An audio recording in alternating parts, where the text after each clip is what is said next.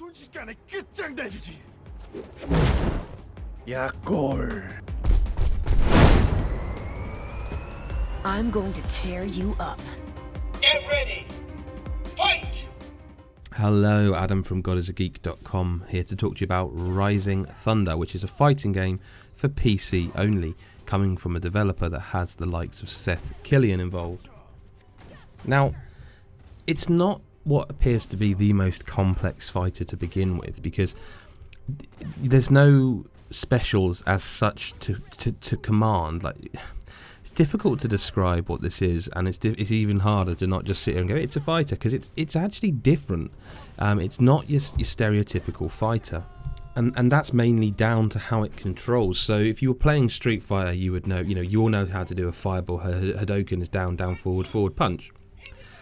That isn't in this game. Okay, so you're thinking maybe it's Mortal Kombat style, you hit combos and it's forward X or whatever, back punch for scorpions, get over here. No, again, it's not. So I plugged in the fight stick for this, and there's 8 buttons on a fight stick, and the first 3 are 3 different punches. So it seems like a low, medium, high, or sorry, light, medium, hard, and the 4th button on the top is the throw button. So far, so standard.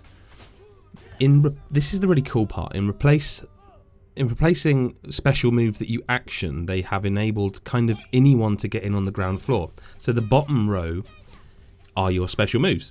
So the bottom left, middle, and right are 3 different special moves, and the far bottom right is like your ultra. It really does seem like an ultra. Even the animation style and the way they come in seems like an ultra.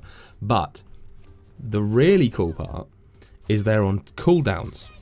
So depending on how good each special is, they have a different cooldown. So there's like a fireball move, which is like the bottom left button with the female robot, if that even makes sense, don't know. And that cools down real quick, so you can not spam it, but you can make it part of everything you do real quick. But then she's got a move that's really strong, does loads of damage, and it's almost like it's a hurricane kick. To be honest with you, it's Ryu and Ken's hurricane kick, but it has like a 6 to 8 second cool. Now I never noticed how long exactly, because you're so busy looking at the action, but it's at least a 6 to 8 second cooldown before you can use that again. And what this means is that it's a tactical fighter in that respect. So you can't control. Well, you can control the fight, but you can't control the fight in the same way you would. So, for example, the same female character, who I'm spacing on her name, it begins with C, and you're looking at the footage, probably saying it's whatever, doesn't matter. The point being, her sort of middle button is an anti-air special. It's a dragon punch, but it follows up with like almost a dive kick. Actually, I wonder if it is a dive kick. It could be a nod to the dive kick guys, but that's really useful. So you can control the ground area with the fireball, which has got a really quick cooldown. You can then get in close and try and do some sort of jabs while your specials build back up. And if they do jump in at you, you can use the middle special to jump up in the air, but beware that if you miss it, not only is it on a cooldown, you're open to an attack as well. And all the characters seem really different and cool. And to be honest with you, I really like this game. I'm quite surprised. I'm not going to pretend that I'm not biased, because the first time I went online, I won the first match, lost the second, and won the third quite comfortably after an early defeat, because you played in rounds of 3. 3 matches, like best ofs.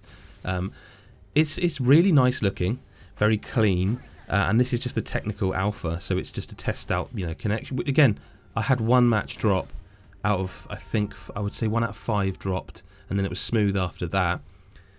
This is a really interesting idea on fighting games, because it kind of removes that barrier of entry. It means you can just, if you say you went to somewhere like E3 and you would just, because the public are allowed in now, so you're walking around and you see a game, I'm not going to go and play that fighter because it's a fighting game, and all the people there will be just like amazing in it, and I can't. But you can with this. You could just go sit down and it's 8 buttons and they all do something different, but there's no you can combo, because I got absolutely wrecked in 1 match. Like, this guy really knew his stuff. Clearly he'd been playing it a lot and he wrecked me, but you can win without it.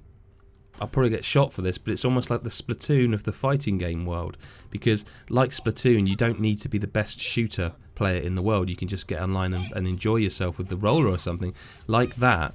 This has got that ease of access that I've not seen I don't think ever in a fighting game. I mean, most fighting games, like I fell out of the scene, well, not that I was ever in the scene, but I fell out of playing fighting games regularly because I kind of couldn't choose anymore between Street Fighter and Mortal Kombat, and they were so different in the way that they controlled to me that I couldn't dedicate enough time to one of them because I wanted to play the other, then so vice versa.